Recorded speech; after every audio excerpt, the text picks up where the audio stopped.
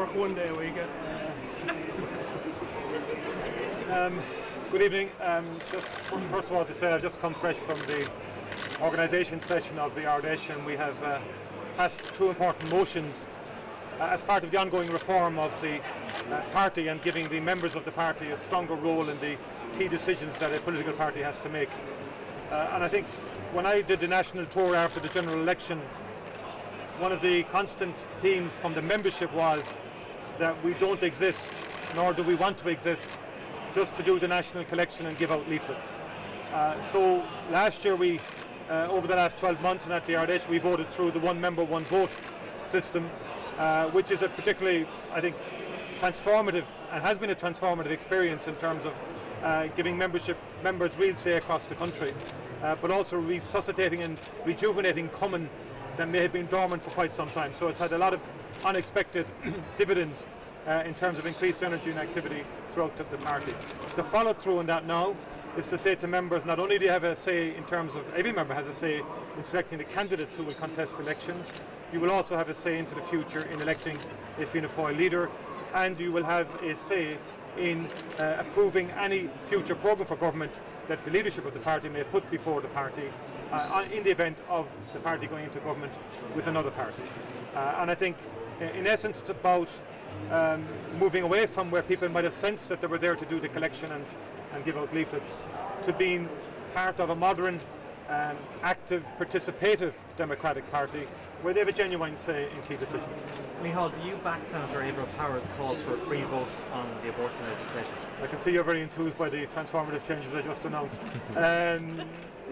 Avril has said this for quite some time and she has clear views on that. My job as leader of the party is to bring the party to a position on this.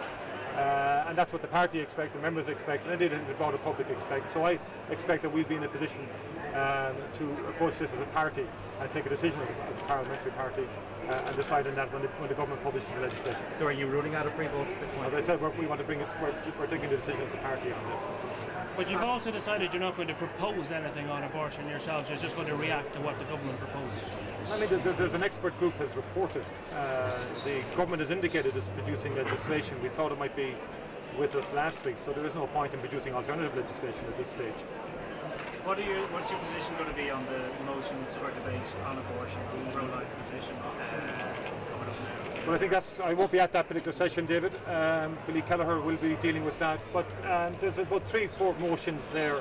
And I think I'm quite comfortable with quite a number of them, put it that way. I don't have the exact ones in front of me here. But are you comfortable with a motion that would rule out supporting legislation including suicide as a ground for abortion? What we're saying basically, and like I outlined our position today, there's a number of motions. For example, I don't believe we should go for a referendum again.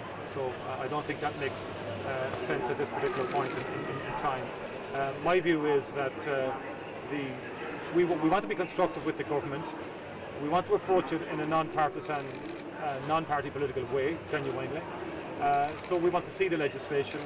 My reading of the motions is that I think will allow and facilitate the parliamentary party to do that in good faith. Will the result of the motions today directly shape the party policy? I think it's more than just the motions. I think the debate itself. I think Billy Kelleher, myself and others will listen to what members have to say. We'll get feedback, and obviously what transpires at an Ard Fheis and consultation with the members, certainly we're informed by that.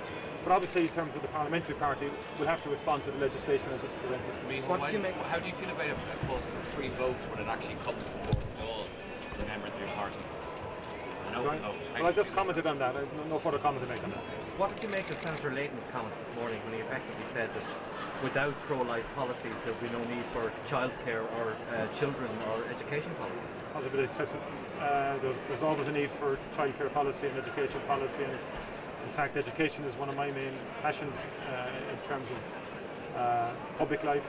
It's something I believe passionately in, and as long as I'm leader of the party, it's an area that we're going to have as a centrepiece of everything we do and as a fundamental red line issue for us as a political party into the future.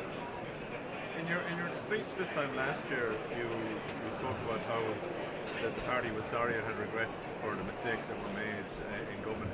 Is that sort of apology season over now, or would you subscribe to Michael McGrath's statement this morning where he said, the party accepts mistakes we make, but now we need to hold the current government to account for the mistakes that they are making?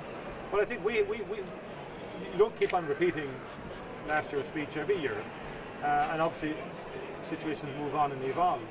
I think what I've said critically in that regard is that we'll never forget to learn the lessons of the mistakes that were made, and never forget to learn the lessons of the past.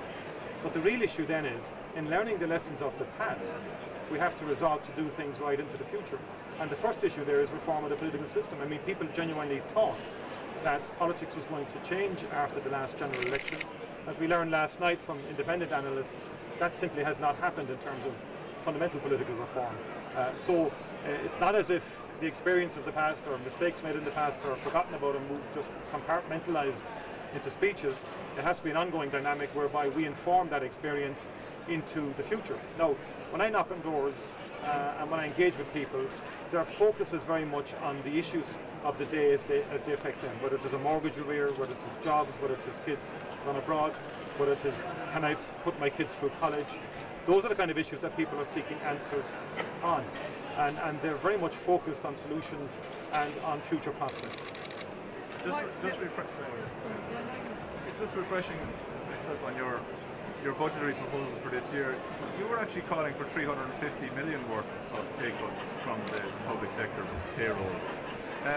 Would you still subscribe to that figure if you do you think the government is undershooting them by only going for 300 million?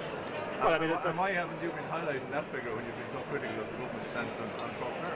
Well, you're very well aware of the figures, so obviously it was highlighted. I haven't heard you mention that you actually wanted more. Well, we have. No, we've said this. I was on Claire Byrne last Monday night, and we discussed that issue. And yeah, we did say that there would have to be savings in the public service. I mean, we made no secret of that. We also said that there should be income tax rises above 100,000 per annum. So we put forward costed and credible proposals. Obviously, since then, by the way, things have improved in terms of both the debt situation and in terms of the budgetary situation. I was listening to Alan Ahern and other economists at the committees during the week, for example, identifying a bit better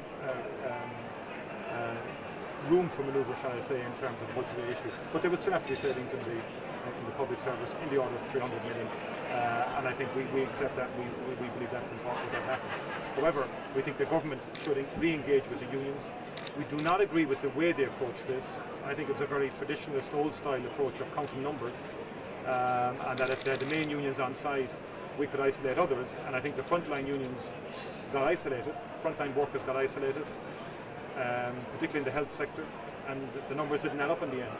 And so it was a divide and conquer. There was a bit of bribery with the 300 million honeypot and buying off unions and side deals, and then there was threatening at the end, which didn't work either. So I think they should go back to the negotiating table and negotiate in good faith a proper deal.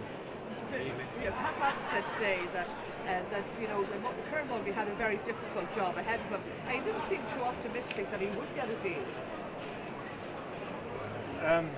Well, first of all, I think the job gets more difficult for Kieran Mulvey when sort of foolish statements emanate from government around, there's no job security now anymore, allegedly. That's a red rag to a bull to the people that you want to negotiate with. And so I think, the job for Kieran Mulvey is being made much more difficult by, I think, pronouncements and leaks emanating from government that I don't think are thought of properly. In relation to your speech last night on Shannon, the party now actively campaign against the government referendum. So we will be opposing that, yes, and if a referendum is put, we'll campaign against it. Again, we said, we're very critical of the fact that there's no meaningful reform of either the Dáil or indeed the executive itself. We've argued, that there should be a secret ballot, for example, for the election of the County Court. We believe that given the crisis we've been through, if you look at how Parliament performed in terms of scrutiny, in terms of accountability, it didn't perform. Government controls almost everything that Parliament does in terms of the scheduling, the timetabling, and so on like that. And nothing has changed in that regard. And now we're going to, the Senate needs radical change. The present Senate can't survive in terms of how it's elected, in terms of the things it does, and so on like that. But I would favour a bicameral system. We're actually witnessing right now a huge government majority with very little accountability in the Dáil. They can ram anything through the Dáil. The property tax bill was 3 hours, the social welfare bill was 3 hours before Christmas, and the Seanad has potential to be an independent examiner of government, whatever government may come into power into the future. And I think people should think very carefully before jettisoning that without any reform of anything else. And so you're essentially having any sort of review that's out there at the moment of what government does. So I think there are serious issues around this that people need to think through. Just referring to the transformational change and the successful motions that are just passed in the other suite, does this mean the refer back of a programme for government to the membership ultimately to vote upon? Does this mean that you're not ruling out coalition with any particular political party in advance of the county vote for the next general election? Sorry, in advance? In advance of the next general election, the county will vote thereafter. I'm thinking particularly of Sinn Féin. Are you now in a position where effectively you're saying... The motion is not about just the next election. The motion really is setting in stone for the future. Beyond the next election and elections beyond that, how the party will approach going into government. I made a very important point there that in my own experience of being in government, very often Fianna Fáil negotiating with parties, and they were coming well in advance saying, this is a red line issue for us, we're not going into government unless this happens. I think what this does for Fianna Fáil is to say, we're not going into government just necessarily for the sake of it. We're going into government if we believe that our core principles and values are enshrined and protected in any programme for government. And that's important, I think, to give members reassurance. Right now we're not thinking about going into government because we have a long way to go. I'll acknowledge that. We have a journey to go yet as a political party to regain the trust of the people. And I think at this particular juncture we're working on rebuilding the party, renewing it, getting sufficient strength to contest the local elections with new members coming in, new candidates, and likewise for a subsequent general election. We'll see what happens after that.